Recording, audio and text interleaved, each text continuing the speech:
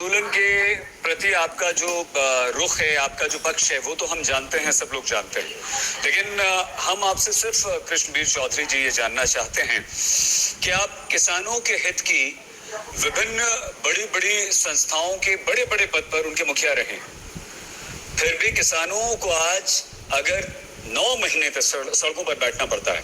आप कृष्णवीर जी थोड़ा सा अलग हटके से बात कीजिएगा, भले ही आप इस आंदोलन को का समर्थन करें या ना करें।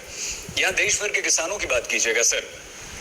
बड़े बड़े किसानों के लिए बनी ऐसी संस्थाएं जिनके आप अध्यक्ष रहे, फिर भी किसानों की स्थिति आज ये क्यों है कि किसानों को सरकार से गुहार लगानी पड़ती है, सड़कों पर बैठना पड़ता है, आत्महत्याएं रुकती नहीं।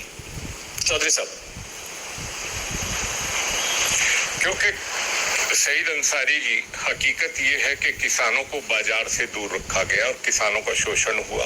किसानों को उनकी उपज का उचित मूल्य नहीं मिला, लाभकारी मूल्य की बात हम करते हैं।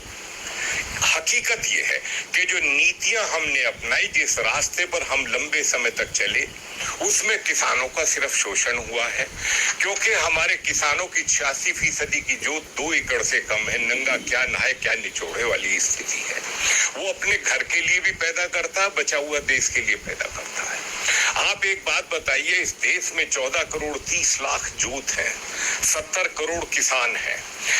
पिछले 9 महीने से इस कोरोना काल में उसी गरीब किसान ने इस देश की जनता का पेट भरा है। वो सब्जी और फल और अनाज और दालों से लेके दूध और मछली और अंडे तक सब कुछ पैदा करके इस देश की जनता का पेट भर रहा है, और उसको सुनने और समझने की जरूरत है। आज उसके अधिकार, उसका मूल्य, उसकी फसल का दाम मिलने की जरूरत। हकीकत तो ये है, वो कर्जे में क्यों रहा, वो कर्जे में पैदा हुआ, कर्जे में रहा, कर्जे में मर गया। 4 लाख से ज्यादा किसानों ने आत्महत्याएं की हैं इस देश के अंदर। दुख होता है इस बात को कहते हुए, लेकिन क्योंकि सच्चाई जो है वो हम देख रहे हैं। मैं आपसे 2 मिनट सिर्फ टाइम लूंगा जी। 2006 में स्वामीनाथन कमीशन की रिपोर्ट आई, क्योंकि मेरी भी उसमें भागीदारी रही है और वो ऑन रिकॉर्ड भागीदारी है। वो रिपोर्ट आ गई, हमने बार बार निवेदन किया कि इसको लागू किया जाए। चलिए, वो लागू नहीं हो पाई, वो एक अलग बात है, उस पर बहस नहीं करूंगा। 2010 में शरद पवार जी के साथ कई बार बैठक हुई। उन्होंने कहा कि बाजार खोले बिना किसानों का शोषण होता रहेगा। वो एक उनका शरद पवार जी ने बार बार कोशिश की। 8 मुख्यमंत्रियों की एक कमेटी बनाई गई यूपीए 2 में, उसमें भूपेंद्र सिंह हुड्डा उसके चेयरमैन बने।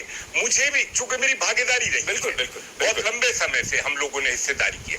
भूपेंद्र सिंह हुड्डा जी की कमेटी की रिपोर्ट को पढ़ लीजिए, उन्होंने भी यही कहा। सब नहीं लागू की गई स्वामीनाथन आयोग की रिपोर्ट, मैं जानता हूँ, लेकिन और आप भी ठीक कह रहे हैं यहाँ पर। लेकिन हुआ या कि 70 साल में सर कृष्णवीर जी, किसानों की जो स्थिति थी वो 7 साल में भी नहीं बदली, 70 साल में भी नहीं बदली, और आगे अगले 7 साल या अगले 70 साल